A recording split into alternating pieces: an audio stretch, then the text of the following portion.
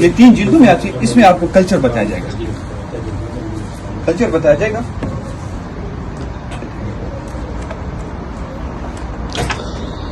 Picture اور اس کی تھوڑی سی معلومات ملے گی. مد اور سا. یہاں پہ یہ 2 برتن ہے, مد اور سا.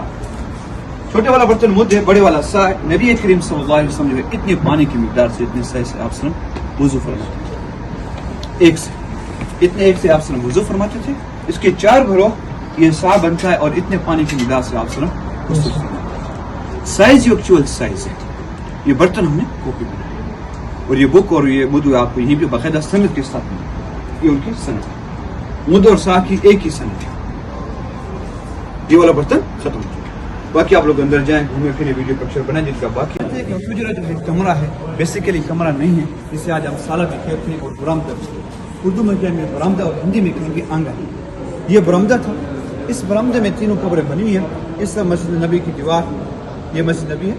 اس طرف یہ مسجد نبی کی دیوار ہے. یہ کمرہ میں عائشہ رضی اللہ عنہ, حضرت حفصہ, حضرت فاطمہ آپ کی بیٹی رضی اللہ اجمعین. اس کے نیچے بیڈ رکھا ہوتا ہے. اس بیڈ پہ آپ صلی اللہ انتقال کر کے بیڈ کو ہٹا کر آپ قبر مبارک کھودی گی. ابو طلحہ نے آپ سے قبر مبارک کھودی. حضرت علی, حضرت عباس, فضل, اسامہ, شکران نے نبی کریم صلی اللہ علیہ وسلم کو غسل دیا, اور غسل دیتے وقت آپ کے جسم سے کوئی کپڑا نہیں اتارا, اور کپڑوں کے اوپر غسل دیا گیا. کفن کے طور پر آپ کے جو کپڑے تھے 2 یا 3 آپ کو پہنائے گئے, اور آپ کی نماز جنازہ اجتماعی طور پر کسی نے نہیں پڑھائی, فردن داخل ہوتے گئے. جب حضرت بکر صدیق کی وفات ہوئی تو ادب کی لحاظ سے تھوڑی یعنی کہ ان کی قبر نیچے بنائی گئی تھی آپ سے کمروں کے برابر.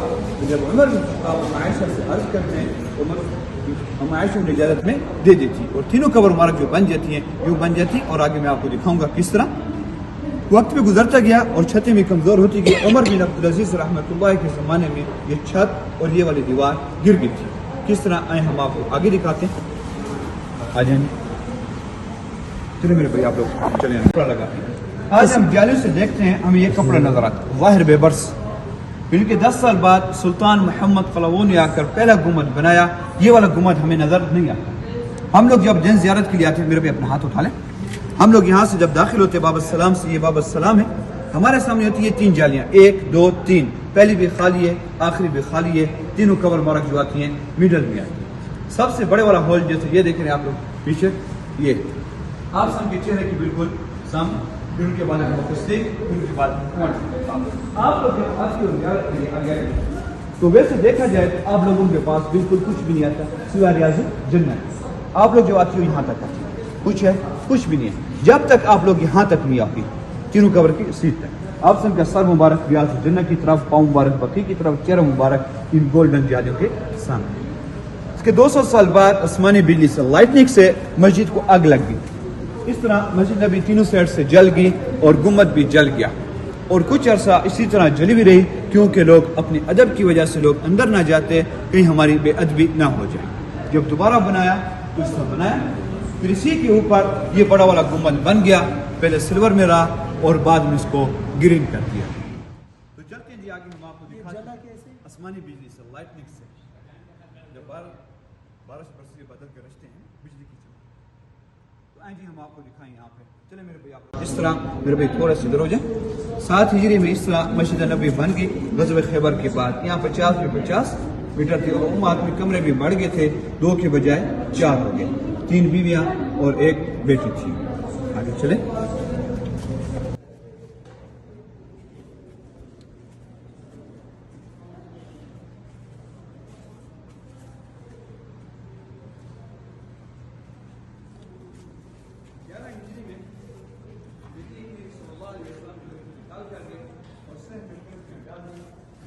اور مزید چھت کو پکا کر دیا گیا. حضرت ابو بکر صدیق کی خلافت میں کوئی مسجد کی توسیع نہیں کی, بس مسجد کو چھت پکا کیا اور سین میں کنکریاں ڈال.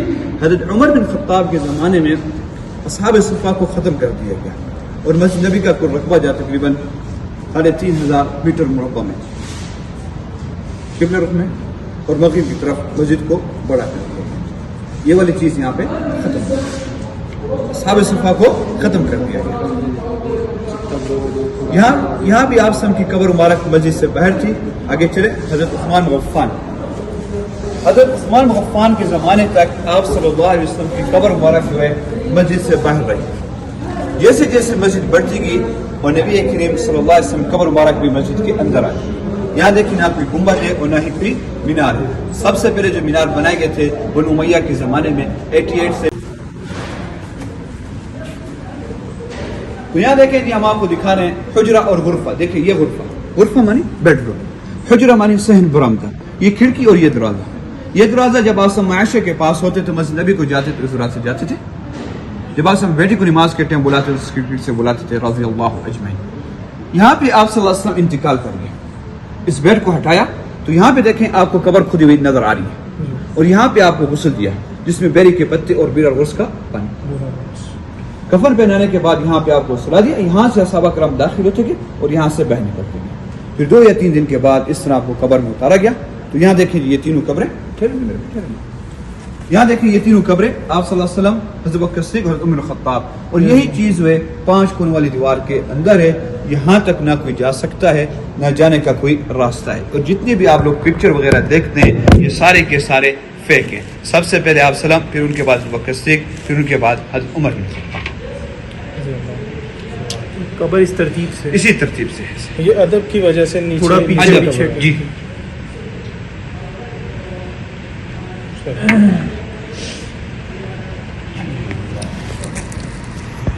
ختم ہو گیا, پھر آرام سے بنا لیں.